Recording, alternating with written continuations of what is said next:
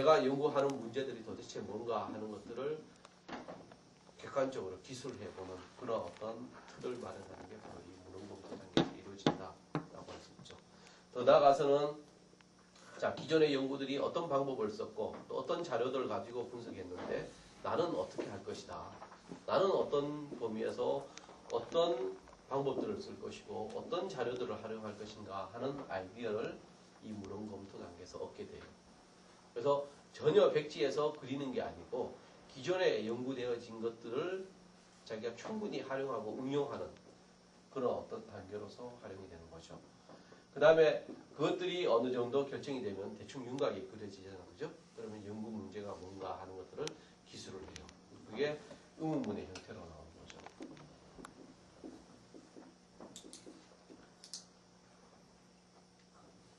자, 뭐 여러 가지 여러분 레포트 쓸 때 이제 연구 문제가 뭔가라고 했을 때 이제 의문문 예컨대 뭐 어느 조더라 성폭력이 방과 후 학교가 방과 후 교실이 아동 발달 저소득층 아동 발달에 미치는 영향 이런 주제로 했는데 의문문에 방과 후 교실에 참여했을 때 저소득층 아동 발달은 증진되는가 하는 것이 이제 연구 문제죠. 우리가 하고자 하는 연구의 의문문의 형태로 표현하는 것이 연구 문제다. 연구 문제를 서술하는 방식이다라고 할 수 있죠. 그리고 이러한 것들을 통해서 연구 문제에는 기본적인 연구 주제에 대한 주요 변수들이 다 들어가요. 아까 얘기했듯이 방과 후 교실 참여, 그죠? 그 다음에 저소득층의 아동 발달 이런 주요 핵심적인 키워드, 즉 변수들이 다 들어간다. 그래서 그 변수들을 가지고 의문문을 형태로 만드니까 조사 문제를 보다 더 명확화하면서 구체화하는 그런 역할들을 해주는 그런 과정이다라고 할 수가 있어요. 그래서 이 과정 속에서는 보다 더 누가 봐도 그 연구 문제 한 줄만 봐도 이 사람이 도대체 뭘 하려고 하는가 하는 것들을 누구나 짐작을 할 수 있어야 돼요. 그래서 여러분들 논문 쓰실 때 서론이라는 걸 보통 합니다. 서론이라는 거 앞에 오죠, 그죠? 일장에 제일 먼저 오는 게 1 하면 연구 문제. 연구 문제를 하는데 표현은 어떻게 되냐? 연구 문제를 안 하고 문제의 제기 및 연구 목적 아니면 문제 제기 아니면 연구 필요성 혹은 연구 배경 및 연구 목적 이런 식의 표현들을 제1 하면 대부분 이렇게 표현을 해요. 근데 연구 문제라고 직접 표현 안 하지만 이런 제목으로 나오더라도 안에 가보면 핵심적인 내용은 뭐냐면 연구 문제를 제시하고 있어요. 자, 지금 현재 예컨대 남북 경협이라고 합시다. 지금 뭐 북핵 문제 때문에 굉장히 문제가 있고 그 다음에 우리나라 마냥 퍼주기만 하고 돌아오는 건 없고 통일은 요원하다 이런 식의 문제 제기를 하죠. 그다음에 연구 배경을 설명해요. 근데 최근에 북한의 어떤 태도들이 변화를 보이고 있다. 근데 과연 지금 이렇게 비료를 주는 것이 남북 통일에 도움이 될 것인가 하는 것이 이제 연구 문제가 지금 뭐 극히 단순화시켜서 얘기하고 있는데 지금 현재 경협이란 것이 통일에 도움이 되는가 하는 두 개의 주요 변수들을 가지고 연구 문제를 구성해요. 그리고 마지막에 이 연구 문제를 우리가 풀므로써 나는 무엇을 이루고자 한다라는 게 연구 목적이죠. 바로 이게 서론의 첫 번째 1장에서 들어가는 거예요. 1단원에서. 그럼 두 번째 단원은 뭐가 들어가냐? 논문 쓸 때 연구 방법과 범위 그래갖고 이제 얘기가 되죠. 여기에서 연구 방법 및 범위라는 건 뭐예요? 조사 설계죠. 내가 어떻게 하겠다. 연구의 방법은 어떤 방법을 쓰겠고 그 대상은 누구를 잡아가지고 그 범위죠, 그죠? 그 다음에 어떤 식으로 설문조사를 하면 어떻게 하고 이런 것들이 바로 서론이면 바로 이 두 가지 문제로 구성이 돼요. 연구 문제하고 혹은 연구 목적하고 연구 방법의 범위다. 여러분 학위 논문 보면 10이면 9이 바로 이 제목으로 되어 있어요. 1. 연구 목적. 2. 연구 방법 및 범위. 다 이유가 있는 거죠. 이게 바로 조사광문의 기본적인 흐름입니다. 그래서 조사광문을 하면 우리 지금 공부하는 것들을 그대로 서술을 하면 한편의 논문이 되는 거예요. 될 수밖에 없어요. 그게 과학적인 방법. 그 아까 뭐라 그랬죠? 객관성을 유지하고 그 다음에 체계성을 유지한다는 거, 그게 과학의 기본적인 특성이잖아요. 그죠? 그걸 유지하는 건 뭐예요? 기본적인 절차를, 공통의 절차를 갖는 거예요. 공통의 틀을 갖는 거예요. 그게 바로 논문의 순서죠. 이런 틀을 갖는 거예요. 그래서 이런 의미로 지금 우리가 하나씩 살펴보고 있는 겁니다.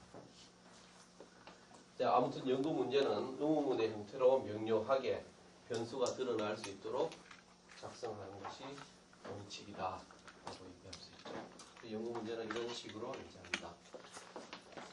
자, 그 다음에 좀 순서를 바꿔서 오늘 저기 나눠준 프린트문에 변수라는 것이 있어요. 자, 연구 문제가 나오면 그 연구 문제에 주요한 변수들이 들어가게 되죠. 아까 남북 경협이다. 남북 경협이란 것이 통일이라는 것에 어떤 영향을 미치는가 하는 것이 연구 문제다. 여기 주요 변수가 2개가 들어가죠. 여기서 독립 변수가 뭐예요?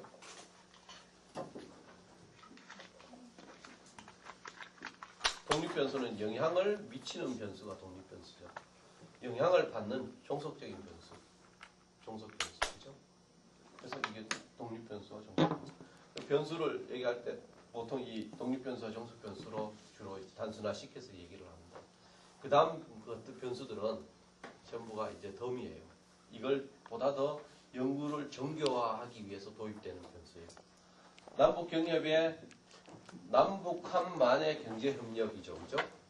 요것들로 이제 독립 변수를 했더니 이것 말고 이 여기에 통일이나 여기에 통일에 영향을 미치는 변수들이 남북 경협 말고도 많다, 그죠? 실제로 미국의 정책, 미국의 대외 협력 정책 이런 것도 변수가 되고. 그 다음에 일본의 일본의 군국주의화 이런 것도 변수가 되죠. 그 다음에 중국의 태도 이런 것도. 이 남북 경협 말고도 통일에 대해서 설명할 수 있는 여러 가지 변수들이 존재해요. 이런 바깥에 있는 변수들을 묶어서 외생 변수라고 하죠. 외생. 자, 남북 경협과 통일의 관계를 알기 위해서는 이 외생 변수는 어떻게 해야 돼요? 이 둘만의 관계를 알기 위해서는 이거는 통제시켜야 되죠. 이게 영향을 미치지 못하도록 통제를 해야 돼요. 이 통제되면 외생 변수가 독립 변수와 종속 변수 관계를 보다 더 명확하게 하기 위해서 외생 변수를 통제하는 그게 통제 변수가 돼요. 그리고 또 보면 경우에 따라서는 남북 경협에는 긍정적인 관계를 미치는데 그래서 뭐 어떤 게 있을까? 우리나라 대학생의 그건 안 되는데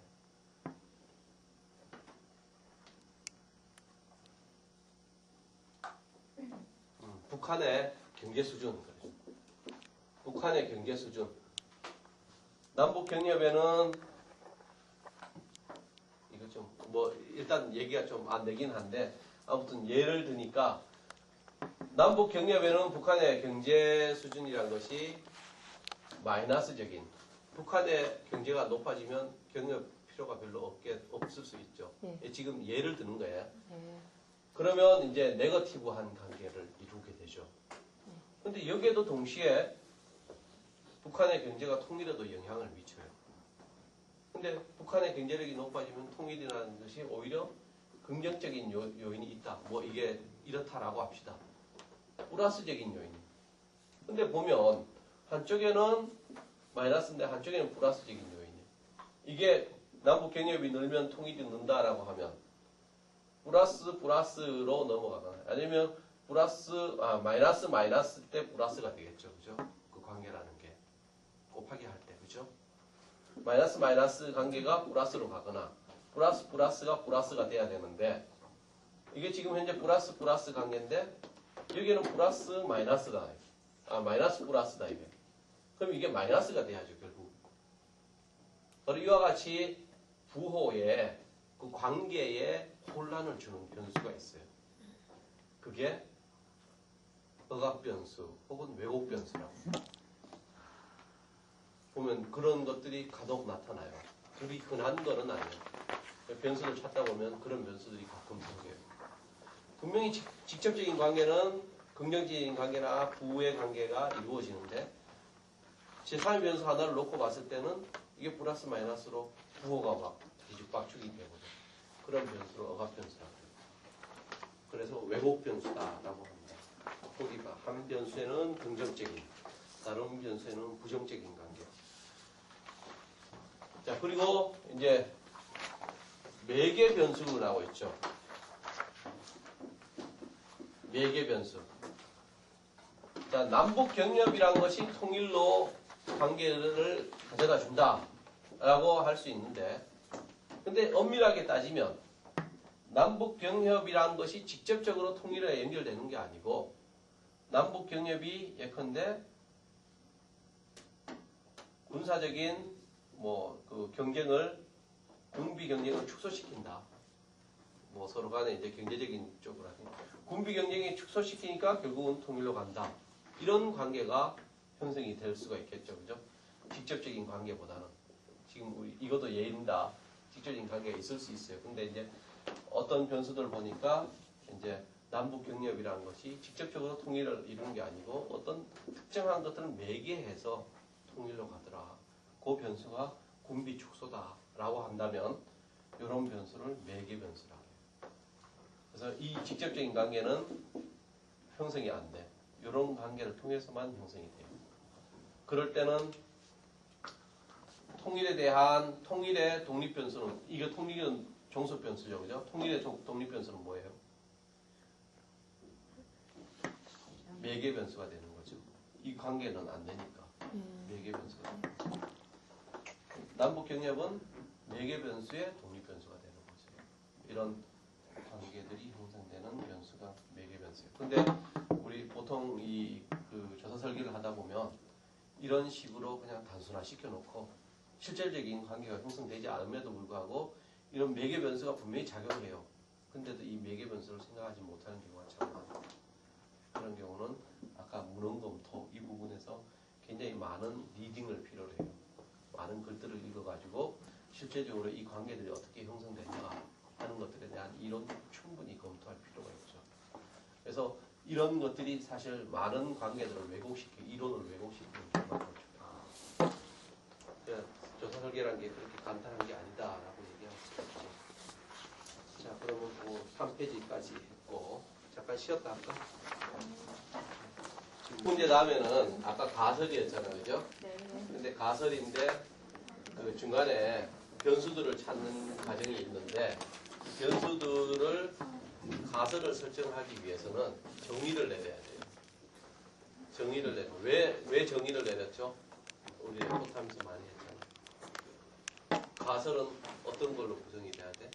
측정 가능한 걸로 돼야죠. 네. 그 바로 이 연구 문제를 변수를 찾아가 가설을 만드는데 측정 가능한 걸로 만드는 과정이 뭐예요? 정의의 과정이에요. 정의라는 것은 개념적 정의를 내리고 조작적 정의를 내리죠. 그 조작적 정의라는 건 뭐야? 측정 가능한 수준으로 개념을 바꿔놓는 거죠. 그래서 가설로 나오는 거야. 그래서 이 정의라는 것을 미리 살펴보겠다라는 얘기죠. 정의라는 것은 개념에 대해서 변수에 대한 이제 개념. 변수라는 것은 뭐죠? 아까 독립변수 그런 종류도 있었지만 변수라는 것은 원칙적으로 그 값을 2개 이상 갖는 거예요. 이게. 성별 그런 변수에 아니에요. 그렇죠. 남녀 2개 이상이니까. 그 다음 교육 수준. 이런 게 바로 변수예요. 소득 수준. 소득 수준도 무지하게 많은 층이 있잖아요. 그죠? 근데 변수라는 것은 2개 이상 갖는데 그럼 한 개의 값만 갖는 건 뭐죠? 했는데 한 개의 값 갖는 거. 한 개의 값만 갖는 거는 상수라는 거죠. 예. 구체적인 값이 나오잖아. 예. 한국. 그래서 변수와 상수로 구성이 돼. 예컨대 y 이꼴 ax 플러스 b다. 여기서 상수는 뭐예요? B. 그렇죠. 변수는 A. 변수는요? X. x와 y죠.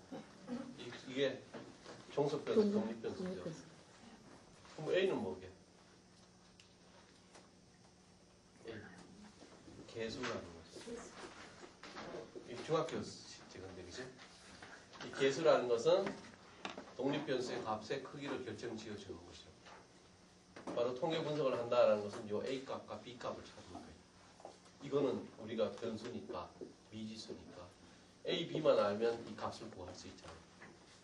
통계 분석을 한다는 것은 개수와 상수의 값을 찾는 거예요. 요거 A라는 것을 통계학에서는 상관계수랍니다. 알죠? 뒤에 나오잖아, 그죠? 상관계수가 얼마냐? X와 Y의 상관계수죠. 요 값이 크면 클수록 관계가 크죠. 1이면 반대랑 관계죠, 그죠? 바로 이 변수란 건 2개 이상의 값을 갖는 것이다. 근데 이 변수가 바로 개념이라는 거예요. 개념은 뭐야? 물론 개념이라는 건 더 다른 큰 의미를 지니고 있지만 변수라는 것은 개념으로 표현이 돼요. 소득, 연령 이런 식으로. 개념은 어떤 의미를 부여하는데 추상적으로 의미를 부여하는 거죠. 추상적인 의미. 소득, 굉장히 추상적이죠. 연령, 그 다음에 뭐 통일 이런 것들. 이 개념이에요. 근데 이 개념 자체는 예컨대 통일이라고 합시다. 통일이라고 하면 사람들마다 통일에 대한 모습이 다 다를 수 있잖아요. 그죠? 뭔가 또 공통적인 걸 만들어내놔야죠. 그러기 위해서는 여기에 이제 정의를 하는 거죠. 그 의미에 대해서 뭔가 정의를 내려줌으로써 사람들이 이거는 이런 것이다 라고 할 수 있도록 그림을 그리도록 만들어주는 거예요. 그래서 그 개념에 대해서 정의를 내리는 것이 개념적 정의예요. 그러니까 개념의 구체적인 범위가 나타나게 되죠. 개념적 정의에서. 근데 추상적인 거는 마찬가지예요. 개념적 정의니까. 그래서 내가 레포트 하면서 대화방송에서 개념적 정의를 내려라 그럴 때 사전적 의미는 뭐냐라고 자꾸 그랬죠. 그죠? 사전적 의미. 사전에 어떤 식으로 정의가 돼 있더냐. 그게 바로 사전에 나와 있는 식의 정의가 개념적 정의예요. 교과서에 나와 있는 식의 정의. 그건 대단히 추상적으로 나와 있죠. 근데 이게 추상적이기 때문에 이 변수에 대해서 구체적으로 우리가 측정할 수 있는 수준으로 만들 수는 없죠. 이 추상적이기 때문에. 굉장히 구체적이어야 우리가 측정할 수 있는 수준에 도달. 측정할 수 있는 건 뭐예요? 우리가 오감으로 아까 경험으로 알 수 있는 것. 자, 그래서 이것들을 측정 가능한 수준으로 만들어서 과솔로 전환시키기 위해서 조작적 정의를 내려요.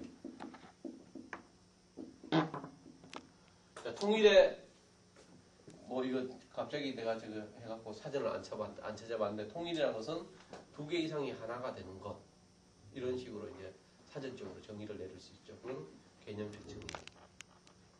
근데 조작적 정의는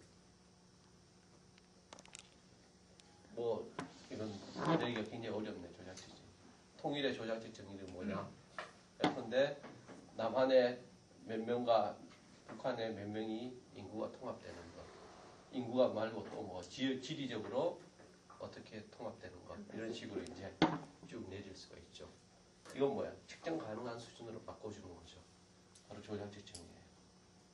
그래서 조작적 정의라는 것은 기본적으로 경험적으로 측정 가능하고 실질적으로 우리가 검증할 수 있는 즉 측정 가능한 구체화된 정의를 조작적 정의다라고 할 수 있고 대체로 이런 것들은 지표의 형식으로 나타나요. 그래서 내 지금 통일에 대해서 조작적 정의가 지금 엉성하게 했지만 통일 그러면 예컨대 지표가 몇 개 있을 수 있죠. 통일 그러면 지리적인 통일, 지리적인 뭐 통합, 그 다음에 인구적인 통합, 뭐 이런 식으로 몇 가지를 쭉 지표화할 수가 있어요. 지리의 지표, 인구의 지표 뭐 이렇게 해서. 그 다음에 조직의 응집력이다라고 했을 때 또 지표가 예컨대 나올 수가 있겠죠.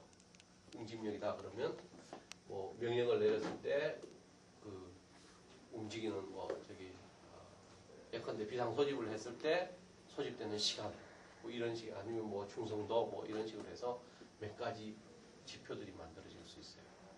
이런 식으로 모든 개념들은 개념적 정의와 조작적 정의를 가정을 내리면서 지표라는 것이 만들어지게 됩니다. 그 지표를 가설 측정할 때 쓰는 거죠.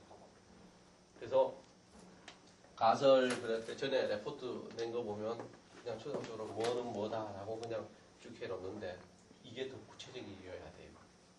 그런데 그 남북 경협의 지원금이 늘어나면 늘어날수록 통일의 가능성은 높아진다. 이런 식의. 그냥 통일이 경협이 통일을 증진시킨다라고 하면 사실 남북 경협이라는 게 뭔지 모르잖아요, 그렇죠? 이게 개념적 정의를 통해서 이게 뭔가를 밝혀줘요. 그다음에 좀 더 구체적으로 측정 가능한 예컨대 남북 경제협력 기금의 증가액이 많아질수록 뭐 예컨대 북한의 무도 개방이 빨라진다, 뭐 이런 식으로 이제 측정 가능한 수준으로 바꿔주는 그런 식으로 만들어야만 가설을 구성할 수가 있어요. 자, 이런 가설들은 무슨 가설이에요? 연구 가설이죠, 그죠? 예. 그래서 여기 이제 하나 우리 그 수업 시간에 했던 건데 개념이 보건의료정책이다라고 또 프린트물 나눠준 거 보면 보건의료정책이다. 개념적 정의를 내려보면 사전적 의미죠. 교과서적인 의미. 국민건강보험 시스템을 통하여 국민에게 의료보장의 기회를 제공하는 일련의 정책. 이게 개념적 정의로 내려올 수 있어요. 이거는 보건의료정책이 뭔가라고 했을 때 사전을 뒤져봐도 되고 아니면 정부의 보건복지부의 사이트에 들어가서 보건의료정책이다라고 했을 때 거기서 그 정책 개념적 정의를 찾아내요. 자, 그 다음에 조작적 정의는 건강보험 시스템을 통하여라고 하면 어떤 건강보험 시스템인가 그걸 밝혀야죠. 전 국민 중에서 국민건강보험 혹은 국민의료서비스 건강보험과 의료서비스 이 두 가지가 바로 보험 시스템입니다. 이 적용을 받는 의료보장의 기회를 제공하는 일련의 정책 이거는 또 어떻게 그 적용을 받는 인구의 비율 혹은 공공의료보장에 지출되는 비용 이것이 바로 보건의료 정책이다라고 할 수 있죠. 여기서 구체화되어 있죠. 자, 범위는 건강보험이나 의료서비스로 범위가 주어져 있고 구체적인 내용으로는 지표는 뭐예요? 인구비, 지출비용이라는 지표가 나와 있어요. 그래서 보건의료 정책이다라고 하면 이 두 가지 지표로 구성이 된다라고 할 수가 있죠. 그렇게 측정 가능한 수준으로 이제 바꿔주는 것이다. 바로 조작적 정의입니다. 자, 이렇게 이제 그 정의 내려졌으면 그것들을 조합함으로써 이제 연구 가설을 만들어요. 연구 가설이란 것은 뭐죠? 바로 우리가 측정하고자 하는 것에 인과적 관계를 기술해 놓은 게 가설이죠, 그죠? 그래서 이 가설이 되기 위해서는 아까 얘기했듯이 굉장히 구체적이고 실증적이고 측정 가능한 것이야. 또 현상과 관련성을 직접적으로 가지고 있어요. 근데 아직 그 진실 여부는 확인되지 않는 거죠. 가설 검증 이후에 진실 여부가 판단되겠죠. 그 가설의 형태는 이건 뭐 일반적인 얘기입니다. 관련 변수 선정과 변수 상태를 나타내는 문장의 형태로 변수들 간의 관계를 나타내는 문장의 형태로 조건문의 형태로 근데 A이면 B다. A 하면 할수록 B하다. 라는 식으로 그때 A라는 것은 가설의 서면 조건이고 B라는 것은 가설의 결과 조건이다. 그래서 거기에 청년들이 클래식 음악을 많이 들을수록 감성 지수가 증가할 것이다. 자, 거기서 가설의 선행 조건은 뭐죠? A가 클래식을 많이 들을수록 B의 선행 조건이죠. 결과 조건은 감성 지수가 증가할 것이다. 선행 조건은 독립 변수고 결과 조건은 종속 변수가 돼요. 결국 이러한 관계들이 가설의 형태로 표현되면서 우리가 뭘 연구할 것이고 어떤 것들을 검증할 것인가 하는 것들이 이제 분명하게 나타날 수 있습니다. 가설의 표현 방식 검증 가능해야 되고 확률로서 표현해야 된다. 우리 책에 있는 내용 그대로 천재는 종종 우울하다. 이거는 천재라는 것은 측정할 수가 없어요. 이건 가설이 아니죠. 측정할 수 있는 걸로 바꿔야죠. 예컨대 IQ 지수가 높을수록 이건 측정 가능하죠. 천재라는 것은 IQ 지수 높은 사람을 얘기하잖아요. 그죠? 바로 그걸 개념적 정의와 조작적 정의를 통해서 천재라는 개념이 나왔을 때 그 개념적 정의를 거치고 조작적 정의를 거쳐서 조작적 정의는 뭐가 돼요? IQ 지수가 높은 사람, 천재 이렇게 조작적 정의 내려주죠. 그 다음에 우울하다라는 것도 그냥은 측정하기 못하니까 뭐 심리학회나 아니면 정신병리학회 이런 데서 나오는 우울증 지수 이런 걸 통해서 이제 그것도 지수라는 것은 지표화된 것들이 묶음을 지수라고 그러죠. 우울증을 측정하는 여러 가지 그 수단들이 있죠, 그죠? 그것들을 묶은 걸 지수라고 해요. 그런 것들도 이제 하나의 측정 가능한 수준으로 바꿔주고 이렇게 해서 하나의 변수의 형태로 바꿔주는 겁니다. 그 다음에 확률의 표현자라는 것은 뭐냐 하면 그 오타가 났네. 탄광 근로자는 산업재해 장애인이다 라고 이런 식으로 표현하면 A는 B다 라고 얘기는 할 수 있지만 이게 가설의 형태는 아니에요. 왜? 이건 단정적이죠. A는 B다 라고 하는 굉장히 단정적으로 표현하고 있는데 가설은 확률적으로 표현해요. 확정적으로 표현하는 게 아니고 확률적으로. 예컨대 탄광에 근무하는 연한이 길수록 연한 이런 식으로 측정 가능한 식으로 바꿔주죠. 탄광에 근무하는 연수가 오래되면 될수록 산업재해 장애인이 될 가능성이 높아진다. 산업장애인의 개연성이 높다. 이런 식으로 이제 측정 가능하면서도 확률적으로 표현을 해야 된다라는 거죠. 아닐 수도 있기 때문에. 왜? 가설 검증이라는 것은 참인가 거짓인가를 밝히는 거죠. 그래서 거짓임의 가능성이 항상 열려 있어야 돼요. 이런 식으로 확정적으로 해버리면 할 필요가 없죠, 검증은. 자, 그 다음에 가설의 종류는 연구가설과 기무가설, 대립가설, 통계적 가설이 있다. 이 얘기는 하도 많이 들어가지고 아까 얘기했듯이 남북경협이 증가하면 할수록 통일이 이루어질 가능성이 높다라고 하는 가설. 이 가설은 연구가설이죠. 연구가설. 전체적으로 우리가 검증하고자 하는 가설이죠. 그럼 이걸 가지고 우리가 두 가지를 더 끄집어내요. 분석을 하기 위해서는, 검증을 하기 위해서는. 먼저 이 가설을 검증하기 위해서 기무가설, 연가설이라고 하죠. 이 기무가설. 자, 남북 경협이 증가하면 할수록 통일의 가능성은 높다라는 것을 기무가설은 어떻게 해요? 어떻게 만들어야 돼요? 남북 경협과 이게 높다라는 거죠. 어떻게? 남북 경협하고 통일 가능성. 통일 가능성이 적다. 적다라는 거는 안 되죠. 그거는 뒤에 나온 대립가설. 기무가설의 다른 현대. 여기는 이제 높다라고 했지만 그 관계성만 관계가 있다. 기무가설. 그러니까 남북 경협과 통일은 관계가 없다라고 해야죠. 그게 이제 기무가설이 되죠.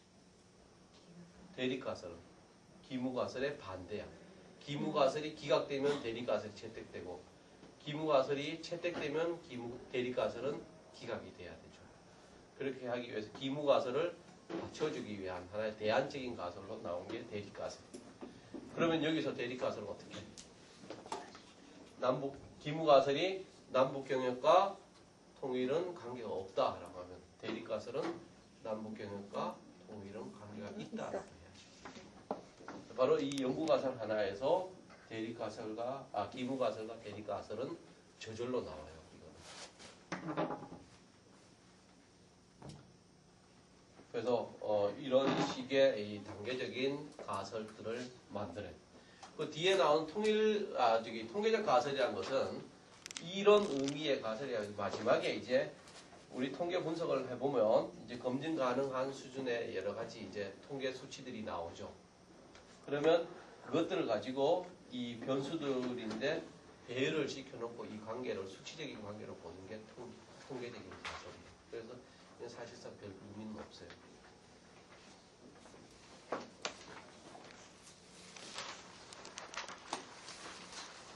자, 가설 검증에 그러면 이제 가설 검증의 순서는 어떻게 돼? 먼저 연구 가설을 설정하고 그 다음에 기무 가설과 대립 가설을 설정하죠. 그 단계가 첫 단계예요, 그렇죠? 그 다음 단계는 실제로 어느 수준에서 우리가 기각하고 채택할 것인가를 받아들이는 기준을 정해야 된다. 그게 바로 유의 수준이에요. 여기에서 상당히 헤매던데 전부 다 유의 수준은 알파로 표현돼요. 자, 이거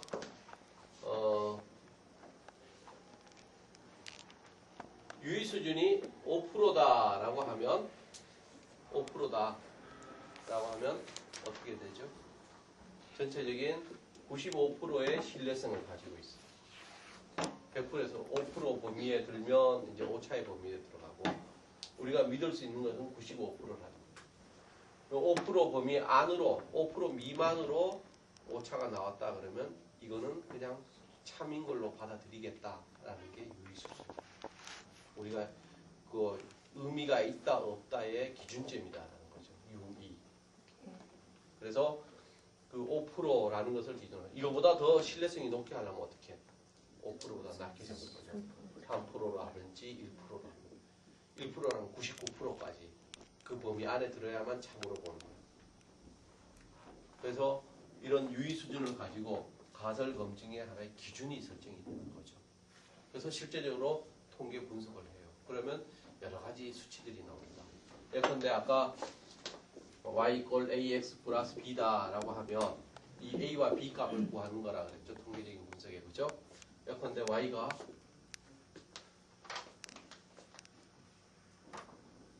y는 0.5 x 플러스 0.1234 뭐 해서 2 이렇게 나왔다라고 합시다.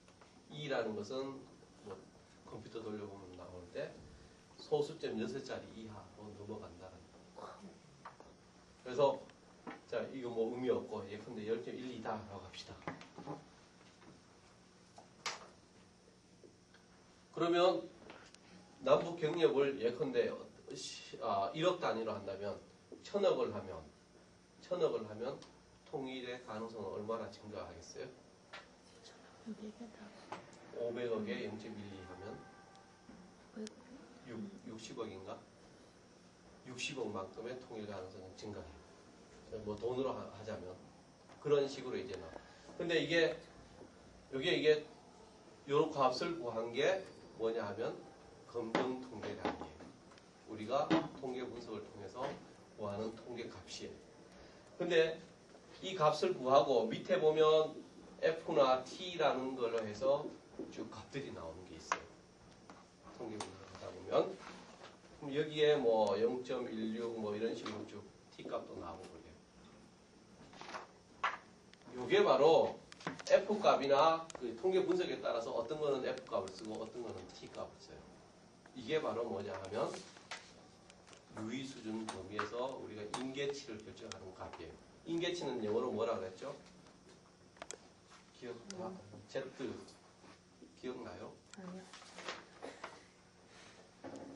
이 Z라고 하는 건데 이 Z 값은 통계책 뒤에 보면 쭉 그 표가 나와. Z 값. 그래서 요걸 대입시켜 보면 그 G 값을 구할 수 있거든요.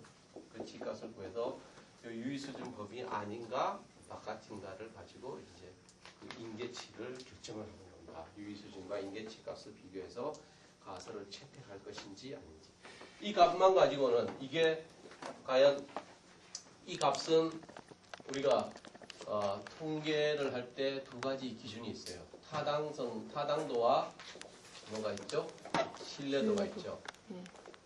타당도라는 것은 뭐예요? 그걸 연구 목적이 얼마나 달성됐는가 하는 걸 찾는 거고,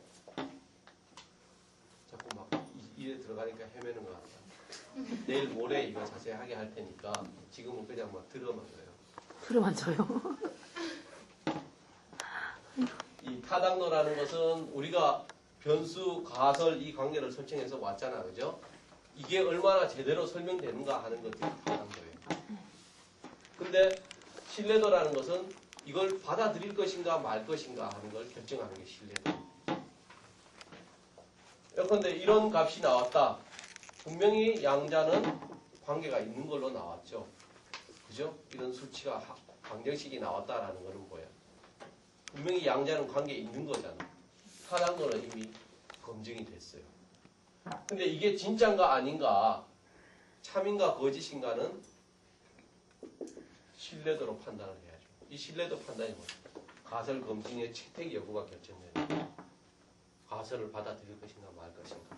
그 신뢰도를 구하는 값이 통계 분석을 해보면 F값이나 T값을 통해서 G값으로 구한다 이거예요. 그게 바로 유의 수준에 따라서 이 G값이 결정이 됩니다. 그게 그 책에 우리 나와 있죠, 그죠? 복잡하게 나와 있는데 하살표 해갖고 뭐가 뭐보다 크면 받아들이고 그게 그 의미예요. 그냥 기본 원리만 알아두시면 돼요. 바로 그건 뭐냐 하면 아까 얘기했듯이 가설을 받아들일 것인가 말 것인가 하는 것들을 결정하는 것이다 라고 할 수 있죠. 자, 가설 검증은 여기까지 하고 통계 분석은 나중에 하니까 다시 한번 얘기할게요.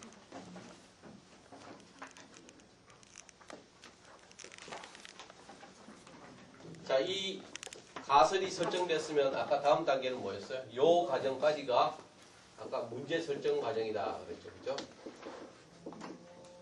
크게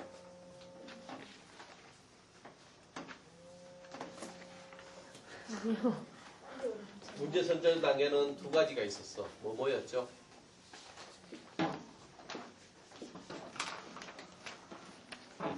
여기 있잖아.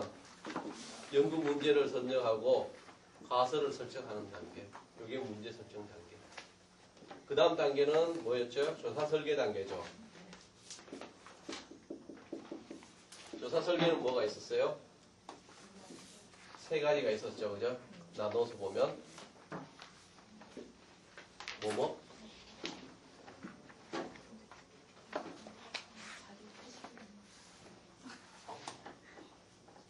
아까 이거 세 가지 있었잖아. 그거 아까 표 그림에 내 책 카페 갖고 준 거 있잖아. 보기 어려운 거. 개념아. 조사 설계해줬는데. 이제 어디가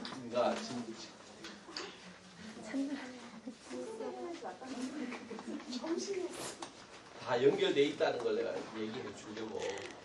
바로 이 과정이 전체를 묶어서 조사 설계 과정이다라고 얘기하는 거예요. 네. 그 크게 나누면 문제 설정, 조사 설계, 자료 수집, 분석, 해석 이 과정이다라는 거죠. 네. 그 조사 설계 과정. 아까는 고개 끄덕거리고 이제 고개 끄덕거리네. 아니 아까는 다 하나하나 설명하셨는데 지금은 부분적으로 딱 세 부분 하시니까 입력이 안 됐어요? 그래서 조사 설계는 기본적으로 몇 가지 특성이 있다. 제한성과 다양성과 타협성과 융통성. 이건 뭐 그냥 알아두세요. 제한성이라는 것은 모든 변수들을 설계할 수는 없죠, 그죠? 변수가 예컨대 통일 그러면 통일에 영향을 미치는 변수들은 굉장히 많잖아, 그죠? 네. 아까 살펴봤지만 그 중에서 우리가 특정한 것만 따로 보려고 하는 거죠. 남북 병력이나 뭐 이게 두 가지 이상도 되는데 복잡해져. 근데 이제 우리는 지금 한 개만 보려. 남북 경협과 통일의 관계를 보려고 한다. 그럼 나머지 부분들은 다 영향은 미치지만 이런 부분들은 제한을 할 필요가 있죠. 그런 식으로 외생 변수를 통제하는 제한성이 조사 설계의 한 중요한 특징 중에 하나다라고 얘기할 수 있어요. 또 하나는 그 제한성이라는 것은 자 우리가 조사를 하는 과정에서 이 조사를 하는 과정에서 모든 설문조사를 한다라고 하면 이 설문조사의 모든 사람들을 남북 경협과 통일에 관계되는 대한민국과 북한의 8천만 거의 7,500만이죠. 7,500만 국민들 전부를 조사할 수가 없잖아. 그러니까 그 중에 대표성을 지니는 표본들을 뽑아야 되죠. 추출해야 되죠. 그래서 표본들을 추출해서 전체의 뜻을 대표할 수 있는 그런 대표들을 뽑아서 일정 부분의 사람만 표본을 선정해서 제안해야 돼요. 모집단을 대표하는 대표성을 지니는 표본을 뽑아야 되죠. 이것도 일종의 제한성입니다. 그래서 변수의 제한성과 표본의 제한성 이런 특징을 조사 설계는 기본적으로 가지고 있다라고 할 수가 있어요. 그 다음에 다양성이라는 것은 자 조사 설계를 누가 하느냐에 따라서 굉장히 다양해져. 예컨대 조사자가 누구냐. 그 다음에 거기에 적용하는 이론은 어떤 것이냐. 여기에 따라서 또 달라지죠. 설계가 달라져요. 이론에 따라서. 아까 가설은 어디서 나와요? 이론에서 나오죠. 그 이론에서 나오기 때문에 그 가설을 검증하는 조사 설계는 이론에 따라서 달라질 수밖에 없겠죠. 그 다음에 또 시대적인 상황이나 지리적인 상황, 이 상황에 따라서 조사 설계는 달라져요. 예컨대 북한 체제 같이 엄격한 주민 통제를 하는데 설문조사 뿌리겠다고 내가 북한에 들어가서 설문조사 할 수 있겠어요? 없겠어요? 없죠. 그 상황에 따라 달라질 수밖에 없죠. 그런 거는 문헌 연구나 이런 걸로 대체할 수밖에 없죠. 그런 식으로 상황이나 조사자나 이론이나 이런 거에 따라서 그 다양하게 달라질 수밖에 없는 그런 것이 바로 조사 설계의 특징이다. 그래서 제한성과 다양성. 또 하나는 타협성이에요. 이건 실현 가능성이라 그러기도 해요. 조사 설계라는 것은 그냥 막 그려놓는다, 이상적으로 그려놓는다고 좋은 게 아니죠. 그 연구라는 것은 굉장히 시간적인 제약을 받을 수밖에 없고 또 비용의 제약을 받을 수밖에 없어요. 그리고 또 때로는 지리적인 제약, 그 다음에 때로는 또 조사자의 능력, 그 다음에 때로는 자료 획득 방법 이런 거에 제한을 받을 수밖에 없죠. 그래서 그 현실과 그 다음에 지금 우리가 실제로 연구하고자 하는 것 사이에 일종의 타협을 할 수밖에 없는 그런 어떤 실현 가능성의 문제가 조사 설계는 기본적인 특징적으로 들어간다. 마지막 융통성이라는 것은 기본적인 골격 안에서 상황에 따라서 언제든지 그 조사의 상황에 따라서 언제든지 수정과 보완이 가능한 그런 어떤 탄력적인 구조를 지녀야 된다는 것이 조사 설계가 기본적으로 갖는 특징이다라고 얘기할 수 있어요. 자, 이 조사 설계는 일정한 과정들을 요소들을 지니고 있죠. 조사 설계에 포함되어야 될 내용 하면 자 거기 프린트물 준 데 보면 연구 문제와 가설을 설정하고 그다음에 조사 대상을 선정하고 표본 수집, 조사 방법의 선택, 자료의 수준, 측정 자료의 수준, 조사 결과의 분석과 해석, 조사 보고서의 작성과 발표 이런 부분들의 내용들이 포함이 돼야 돼요. 근데 특히 좁은 의미의 조사 설계다라고 하면 조사 대상의 선정과 표본 수집과 방법의 선택, 측정, 자료 수준 몇 가지가 이제 조사 설계의 좁은 범위고 나머지 부분은 조사 설계는 아니지만 기본적으로 어떻게 하겠다라는 방향성을 제시하는 것이 조사 설계에 포함되어야 됩니다. 요 하나하나에 대해서는 이제 내일 다 하도록 하죠. 그 다음에 조사 설계의 분류는 자료의 수준에 따라서 아까 연구의 목적에 따라서 달라지겠죠. 그죠? 탐색적인 조사 설계를 기술적인 조사 설계, 설명적인 예측적인 조사 설계가 있고 그 다음에 실험의 충족 정도에 따라서 이것도 다음 시간에 한다. 실험 설계와 여러분 골머리 아팠던 부분이죠, 그죠? 준실험 설계, 전실험 설계, 비실험 설계 이런 실험 정도, 충족 정도. 그다음에 시간의 범위에 따라서는 시공의 범위죠. 시공의 범위에 따라서는 횡단조사, 중단조사 이렇게 나눠볼 수가 있습니다. 그다음에 인과관계. 이거는 뭐 이 부분에 포함될 제외하듯이 여기 들어가도 관계없고 뒤로 빼도 관계없는데 우리 수업에서는 여기 같이 집어넣어서 했었어요. 인과관계라는 것은 원인과 결과의 관계죠. 자, 이 인과관계를 어떻게 추론하느냐. 추론 방법에는 우리 수업 시간에는 9가지를 제시했었는데 그 중에 4개가 중요하다라고 말씀을 드린 적이 있었어요. 일치법.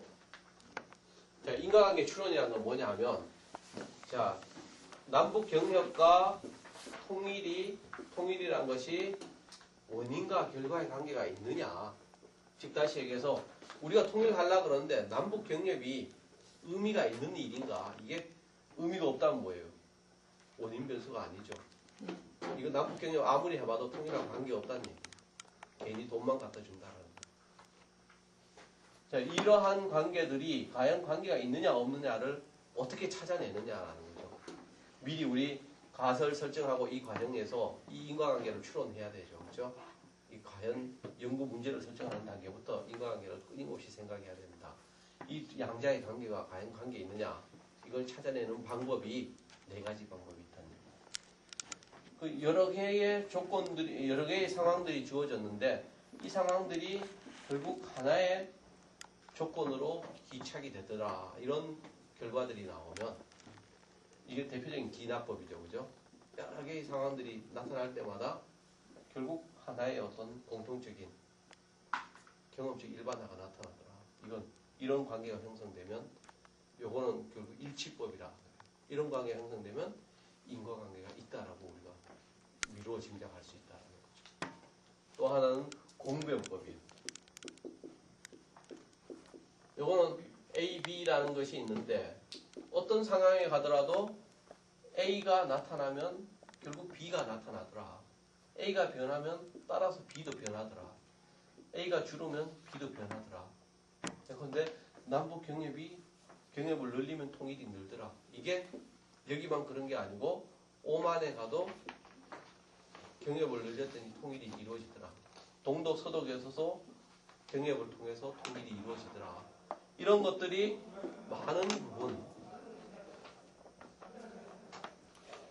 그런 현상들이 동일하게 나타나요. A가 변했을 때 B가 나타난다. B도 변한다. 이런 현상이 나타났을 때 공변법이라 해요. 이런 현상이 나타나면 자, 다른 나라 전부가 그랬으니까 자, 우리나라도 경협을 늘리면 통일이 될 수도 있겠다라는 것을 추론하는 거죠.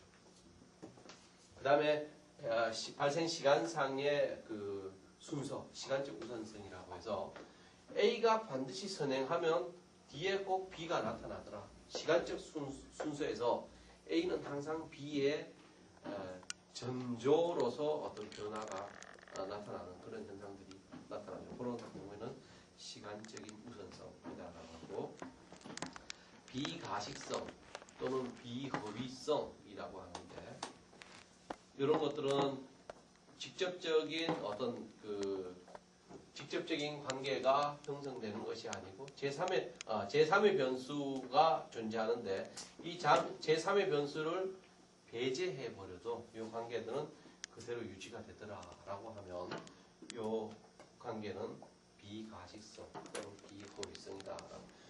제3의 변수가 관련되느냐 안 되느냐에 관계없이 어떤 일정한 관계의 패턴을 보여줄 때 비가식성, 비허위성이다.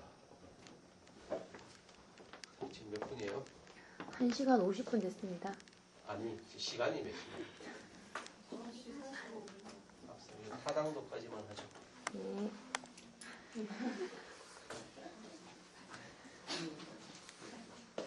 내일부터는 저기 딱 정각에 시작합시다. 네. 타당도라는 건 아까 잠깐 얘기했죠. 신뢰도와 타당도를 하고 있는데 여기서는 그런 어떤 통계 분석상의 타당도가 아니고 여기서 얘기하는 거는 그 관계, 그러니까 변수 간의 관계가 과연 그러한 어떤 당초의 목적대로 나타나는가 아닌가 하는 것들의 타당도예요.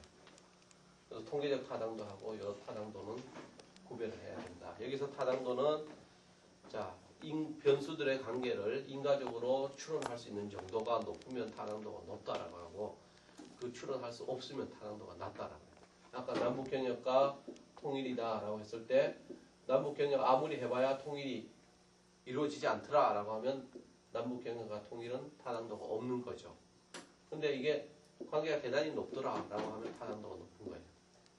그런 변수 간의 관계 속에서 인과적으로 추론할 수 있는 정도가 높으냐 낮으냐를 얘기할 때 타당도다라고 얘기하고 크게 내적 타당도하고 외적 타당도가 있어요.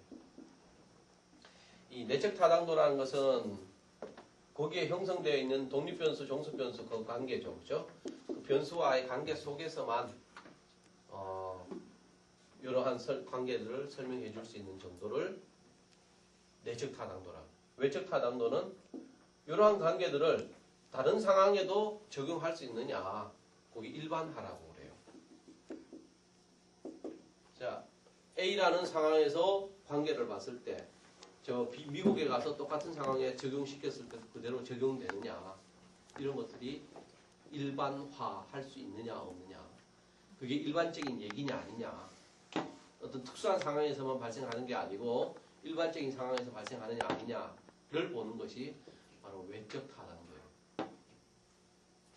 그래서 그 자체만을 보는 게 내적 타당도고 그것들을 다른 상황에 적용할 수 있는 가능성, 외적 타당도.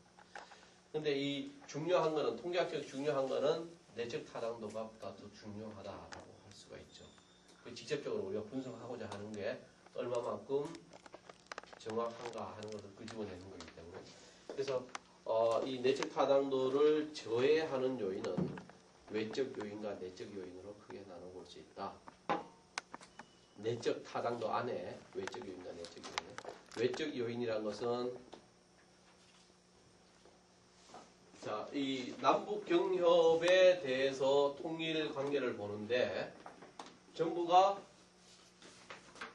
노인들만 연구 대상으로 뽑았어요. 그랬을 경우에 노인들은 대체로 보수적이죠. 남북 경협에 반대하는 층이죠. 그랬을 경우에 이 대표성의 문제가 제기될 수 있겠죠. 그죠? 그랬을 경우에 이 뽑은 표본들의 어떤 선택된 그런 표본들의 편이 어떤 특정한 부분에 편중되어 있는 의사를 가진 사람들만 뽑혔을 때 이 내적 타당도는 떨어질 수밖에 없죠. 그럴 때 외적 요인에 의한 내적 타당도 저해 요인이다라고 할 수 있어요. 그럼 선별 자체를 편향되게 했을 때 나타나는 것이다. 그 다음에 그거 외에는 나머지는 다 내적 요인입니다. 내적 요인은 그 실행 과정의 어떤 그런 표본 추출 과정이나 이런 실현 과정에 관계되는 그런 어떤 변수들이라고 할 수 있는데 요인들이라고 할 수 있는데 첫 번째 우연한 사건이나 역사. 자, 지금 조사를 하는 과정, 실행 과정에 나타난 거라 그랬죠, 그죠? 이 관계를 남북 경협과 통일 관계를 조사하는데 지금 우리가 조사할 당시는 뭐냐면 북한이 막 핵 개발했다 그러고 굉장히 냉전으로 끌고 가고 벼랑 끝 전술을 쓸 때예요. 근데 그 조사 어느 정도 진행되고 있는 중간에 그때 북한이 육자회담에 참석하고 뭐 경협도 이루어지고 막 상황이 많이 변화되고 그랬어. 그러면 그 결과에 왜곡을 초래할 수가 있죠. 그럴 경우에 역사적인 요인 혹은 우연한 사건에 의한 그 내적 타당도가 저해됐다라고 할 수 있고 그런 내적 요인 첫 번째 그 역사 요인이다라고 하기도 해요. 그 다음에 두 번째로는 시간적 경과 또는 성숙. 이건 성숙 요인이다라고 하는데 이게 조사하는 중에 예컨대 그 남북한 간의 국민들 간의 의식의 변화가 생겼어. 오랜 기간 연구하다 보니까 그 중간에 의식의 변화가 생겨서 저절로 어떤 그 의식 전환이 이루어지고 남북의 통일에 대해 유리한 그런 어떤 그 의식 변화나 태도 변화가 나타났어요. 저절로. 그럴 경우에는 성숙 요인이다라고 얘기해요. 그 다음에 테스트 효과와 검사, 이건 검사 요인이라고 하는데, 자, 우리 내일 살펴볼 건데, 우리 실험을 한다라고 하면 사전 조사와 사후 조사가 있죠. 여기 이제 사전에 조사를 한 뒤에 여기 독립변수의 조작을 하게 되죠. 독립변수의 예컨대 독립변수 조작이라는 건 뭐예요? 여기 같으면 남북경협에 돈을 투입해 보는 거야. 그러면 이전에는 통일에 대해서 어떤 식의 태도를 가졌는데 이후에는 어떤 식의 태도가 나타나더라라는 것을 조사하는 거죠. 요 독립변수가 들어갔을 때 사전 사후가 어떻게 바뀌는가 하는 게 실험 설계예요. 근데 사전에 똑같은 질문을 하게 되죠. 근데 사전에 한번 했어, 검사를. 근데 사후에 조사를 하는데 이 독립변수에 의한 요인은 아니고 이 똑같은 사람이 대상이다 보니까 사전에 조사한 것에 의해서 학습이 됐어. 이런 질문에 들어왔을 때 나는 어떻게 대답하는 게 바람직하다라고 스스로 학습이 된 거예요. 대표적인 게 그거예요. 반에서 애들 방과 후 교실 같은데 공부를 시켜봐. 근데 방과 후 교실 공부시키는데 독립변수 그 전에 처음 시작할 때 애들 성적을 봐요. 그랬더니 78점이야 평균이 그 반에. 근데 방과 후 교실 해갖고 나중에 재봤더니 85점이 나왔어. 똑같은 문제여야 돼요. 근데 뭐야? 지난번에 애들 시험 봤던 문제들이 애들 기억 속에 남아있어요. 사후에 검사했을 때는 꼭 방과 후 교실 안 하더라도 애들이 저절로 성적이 증가될 수밖에, 향상될 수밖에 없는 구조죠. 그럴 경우에 바로 이 테스트 요인이라, 테스트 효과, 검사 요인이라고 얘기해요. 사전, 사후 똑같은 검사를 두 번 하는 과정에서 사전에 검사하는 것에 영향이 사후 검사에 미치는 것, 그게 바로 테스트 효과 검사입니다. 그 다음에 도구 사용의 오류입니다. 이건 측정 수단 요인이다라고 하는데, 예컨대 설문지 같은 걸 돌렸을 때 설문지 자체가 잘못됐을 경우가 있죠. 그럴 경우에 나타날 수 있는 오류가 내적 타당도를 저해한다. 통계적 해기라는 것은 아까 이런 경우예요. 여기에 표본 대상자들을 아주 편향되게 극단적인 실험 집단을 뽑는 거예요. 아까 그 방과 후 학교 교실에서도 마찬가지예요. 그 학생들 아주 성적 낮은 애들을 전부 끌어모아갖고 공부를 시킨다라고 하면 성적이 낮은 애들은 조금만 공부하면 성적 향상이 굉장히 빠르죠. 네. 공부 아주 잘하는 애들은 시켜봐야 향상이 그렇게 많이 안 돼. 그 단순하게 비교하면 성적 안 좋은 애들의 데려와서 했더니 성적이 굉장히 높아졌다라고 하는 그런 어떤 착시 현상을 볼 수가 있죠. 그런 오류를 우리는 통계적 핵이라고 해요. 그 다음에 실험 대상자 상실, 이건 상실 요인이라고 하는데, 실험을 하다 중간에 죽어버린다거나 아니면 행방불명되어 버린다거나 아니면 어떤 변화가 생긴다거나 이런 경우에 이제 실험 대상자 상실에 의한 내적 타당도 저해라고 할 수 있죠. 그 다음에 선택과의 상호작용, 자기 선별 요인 이건데, 보통 이제 조사를 하다 보면 조사 희망자를 모집하는 경우가 많아요. 이런 조사를 하는데 이거 테스트 받고 싶은 사람, 특히 그 병원에서 임상 실험할 때 그런 거 많이 하죠. 희망자들 고르죠. 오는 환자 중에서 이거 해볼래라고 했을 때 본인이 스스로 하고자 하는 사람 중심으로 이제 실험 집단을 구성하죠. 근데 그건 뭐냐 하면 이미 그 사람들은 상당한 의욕을 가지고 달려드는 사람이에요. 보통 사람들은 아니죠.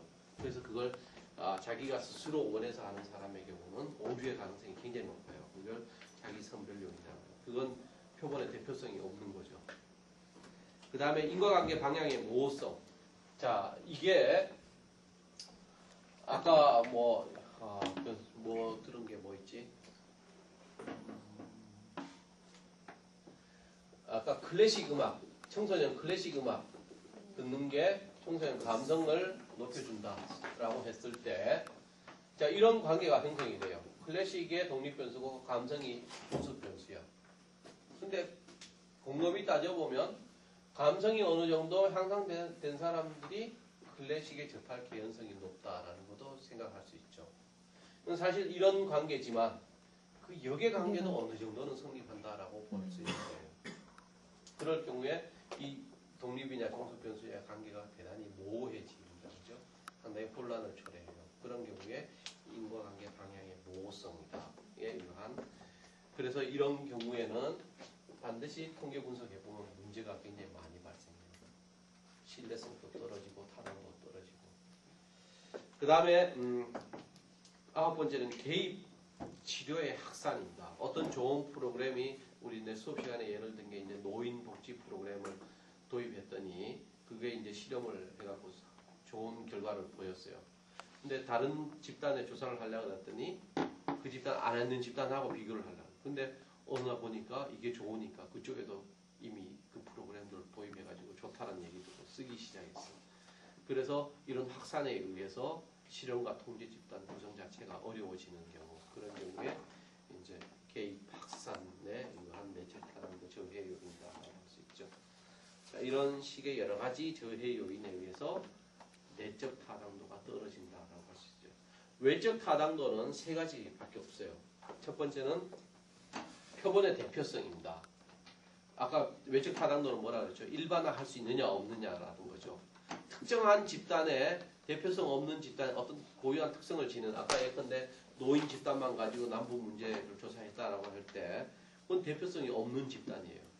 그런 사람들의 결과를 가지고 우리 전 국민이 그렇다라고 일반화하기는 문제가 있죠. 그게 바로 첫 번째 외적 타당도 저해 요인이고, 두 번째는 자, 실험 집단을 뽑았어요. 우리 이 클래스를 뽑았는데 내가 어떤 실험을 하려는지 여러분들이 다 알고 있어. 그럴 경우에 내가 실제로 실험에 들어갔을 때 여러분들은 내가 어떤 실험을 받고 있는지 알기 때문에 조심을 하겠죠. 그게 이제 호손 효과라고 해요. 호손이라는 사람 이름인데, 예컨대 그 호손 실험이 뭐냐 하면 조명도에 따라서 일의 능률이 얼마나 오르느냐라는 거예요. 조명도를 20촉으로도 해봤고 60촉으로 해보고 100촉으로 해봤더니 이게 굉장히 높아져요. 조명도를 높일수록 생산성이 높아져.